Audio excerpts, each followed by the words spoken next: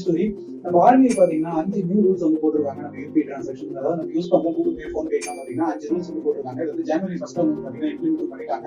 அது என்னன்னு பாத்தீங்கன்னா நம்பர் 1 வந்து பாத்தீங்கன்னா இன்ஆக்டிவா இருக்கிற லாஸ்ட் 1 இயரா இன்ஆக்டிவா இருக்கிற எல்லா விதமான யூபிஐ வந்து அவங்க கேன்சல் பண்றாங்க. அதாவது வந்து டீஆக்டிவேட் பண்றாங்க அப்படின்ற விஷயத்தை தெரிவிச்சிருக்காங்க. ஸோ 2 வந்து பாத்தீங்கன்னா இது முன்னாடி வந்து நம்ம 1 லேக் வரைக்கும் வந்து யூபிஐ டிரான்சாக்ஷன் பர் டே பண்ண முடியும். பட் அதை வந்து பாத்தீங்கன்னா 5 லேக்ஸ் வரைக்கும் இன்க்ரீஸ் பண்ணிருக்காங்க. இது எல்லாத்துக்கும் அப்ளிகபிள் ஆகுமான்னு பாத்தீங்கன்னா கிடையாது. இது வந்து பாத்தீங்கன்னா ஹாஸ்பிட்டல் அப்புறமா வந்து பாத்தீங்கன்னா எஜுகேஷன் ரிலேட்டடா இருக்கிற எல்லாத்துக்குமே வந்து பாத்தீங்கன்னா இந்த மாதிரி யூஸ் பண்ணிக்கலாம். அதாவது ஃபீஸ் கட்டுறதுக்கு அந்த மாதிரி யூஸ் பண்ணிக்கலாம் அப்படின்ற விஷயமா வந்து சொல்லியிருக்காங்க.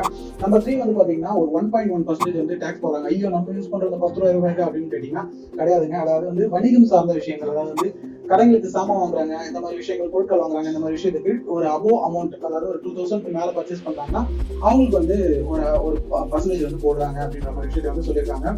பட் அது கிளியர் கட்டா இன்னும் தெரியல. ஸோ மூவிங் ஃபார்வர்ட்ல தான் வந்து என்னன்றது தெரியல. உங்களுக்கு யாராவது தெரியுமா மறக்காம கமெண்ட் பண்ணுங்க.